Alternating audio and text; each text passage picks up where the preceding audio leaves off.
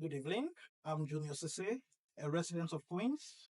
About 12 years ago, I was able to meet a great gentleman that has become a brother, a leader in society, someone that we can trust. 12 years ago, when I met this wonderful gentleman sitting here, I was a renter, lives with my mommy and daddy in Staten Island. It was a dream for me to own my own home, and he made it a reality. He did what he can, and that shows leadership. Not only by getting to the position that I know he will definitely become the Queen Borough president, and exhibit that quality, and he proved it time and time and again. I live in my own home by his blessing and by his way of leadership.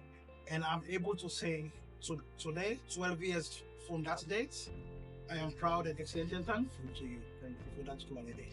And I fully support you and endorse you because you're not just a politician, but you're a leader, an example, a pace setter, and you'll be a good mentor and a very good support system to society.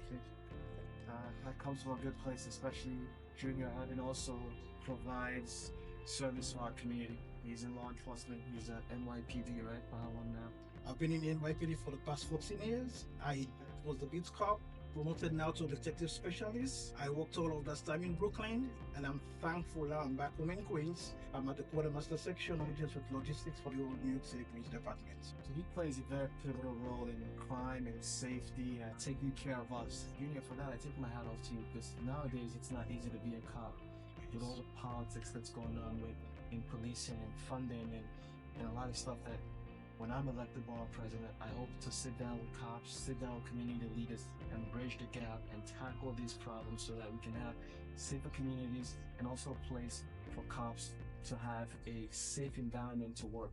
It will be a dream, especially by virtue of my background. I came to this country as an immigrant from Africa back in 2003 as a refugee. 2007, I became a citizen, took the NYPD exam, become an officer of the law. My work and quality of work that I want to see NYPD officers doing is not being an occupational force, but serving the people of the community. It shouldn't be about your background. It shouldn't be about your skin color. It shouldn't be about your creed, your political views. It shouldn't be about your religious affiliation, but addressing the conditions of crime. And we know that in New York City, 99% of people want to go to work, make their money, come home, live in healthy and viable society.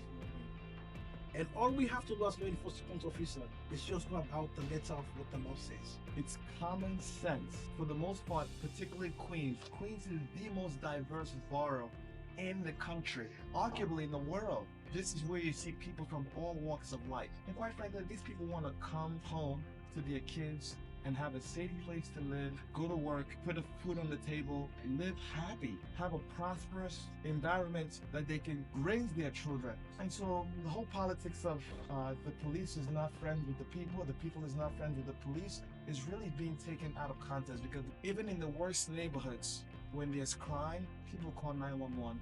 When they call 911, they want 911 to respond and take care of them. Correct.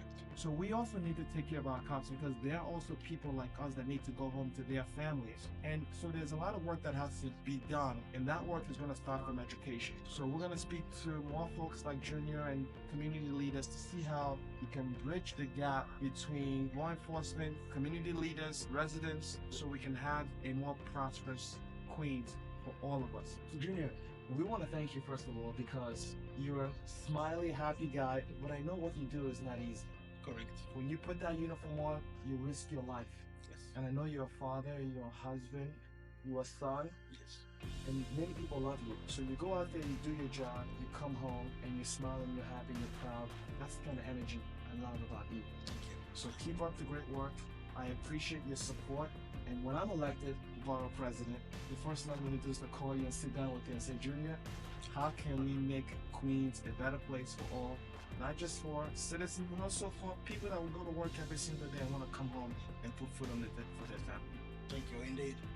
And I want to give an assurance that it will be a blessing to have a leader that knows the road, that understands the people, that understands the strengths and constraints, and understand what it means to have a viable society.